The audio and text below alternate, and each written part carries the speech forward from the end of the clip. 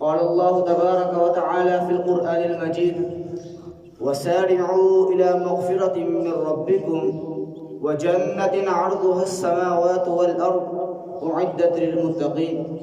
وقال النبي صلى الله عليه وسلم: اتقوا النار ولو بشق تمرة فمن لم يجد فبكلمة طيبة. متفق علیہ. صدق اللہ العظیم.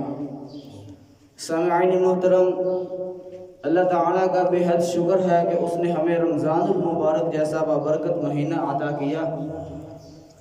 یہ رمضان المبارک اس قدر بابرکت اور اس قدر عظمت والا مہینہ ہے کہ اس میں اللہ تعالیٰ جہنم کے سارے دروازوں کو بند کر دیتے ہیں، شیاطین کو جکڑ دیتے ہیں اور جنت کے سارے دروازوں کو کھول دیتے ہیں.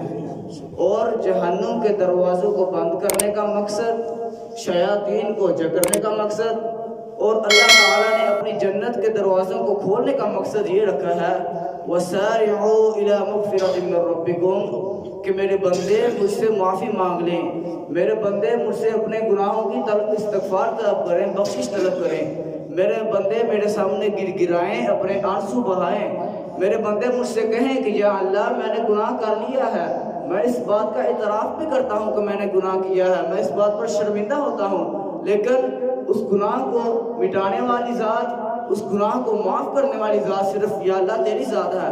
میرے بندے مجھ سے اس طرح کہیں.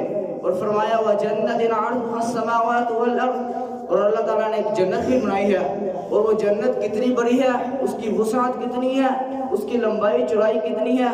فرمایا عرضها السماوات والارض، کہ جتنا آسمان اور زمین کے درمیان کھڑا ہے اتنی اس جنت کی وسعت ہے. اتنی بڑی وہ جنت ہے جو انسان کو ملنی ہے. وہ کس کو ملنی ہے؟ فرمایا اعدت للمتقین، وہ اللہ تعالیٰ سے ڈرنے والوں کے لیے بنائی گئی ہے. جو لوگ تقوی اختیار کرتے ہیں، جو لوگ پرہیزگاری کو اختیار کرتے ہیں، وہ جنت ان کے لیے بنائی گئی ہے. اور اللہ تعالیٰ نے ایک اور مقام پر فرمایا وَاتَّقُوا النَّارَ الَّتِي أُعِدَّتْ لِلْكَافِرِينَ، کیا لوگوں میرے عذاب سے بچ جاؤ، میری جہنم سے بچ جاؤ، میری آگ سے بچ جاؤ. اعدت للکافرین، وہ تو کافروں کے لیے تیار کی گئی ہے، تمہارے لیے نہیں تیار کی گئی. وہ تو کافروں کے لیے تیار کرنی ہے جو اللہ تعالیٰ کا انکار کرتے ہیں، جو اللہ تعالیٰ پر ایمان نہیں رکھتے. اے مومنو، تم اس آگ سے بچ جاؤ. اور پیارے نبی صلی اللہ علیہ وسلم کا پیارا فرمان ہے اتقوا النار ولو بشق تمرة، کہ اے لوگوں آگ سے بچ جاؤ، جہنم سے بچ جاؤ، اللہ کے عذاب سے بچ جاؤ.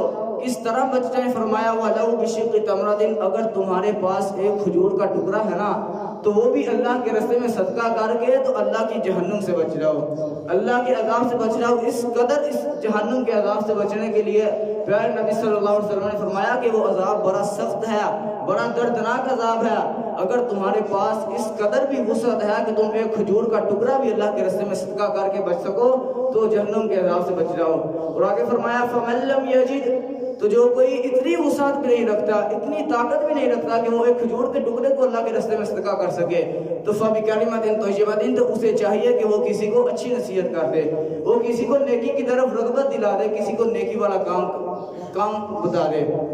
تو پیارے بھائیو، اللہ تعالیٰ سے دعا ہے کہ اللہ تعالیٰ ہمیں اس بات کی توفیق عطا فرمائے کہ ہم اللہ تعالیٰ کے سامنے اپنے گناہوں کی معافی مانگیں، اس کے سامنے گر گرائیں، اپنے آنسو بہائیں اور اس کو کہیں یا اللہ ہم نے غلطی کی ہے، ہم نے گناہ کیا ہے، ہم نے بہت سارے گناہ کیے ہیں، لیکن معاف کرنے والی ذات صرف تو ہی ہے، تو ہی ہمیں معاف کر سکتا ہے. اس بات کی اللہ تعالیٰ ہمیں توفیق دے. اور اللہ تعالیٰ سے دعا ہے جو کچھ سنایا پہلے سنانے والے کو، اس کے بعد سننے والے کو اس پر عمل کرنے کی توفیق عطا فرمائے. وما توفیقی الا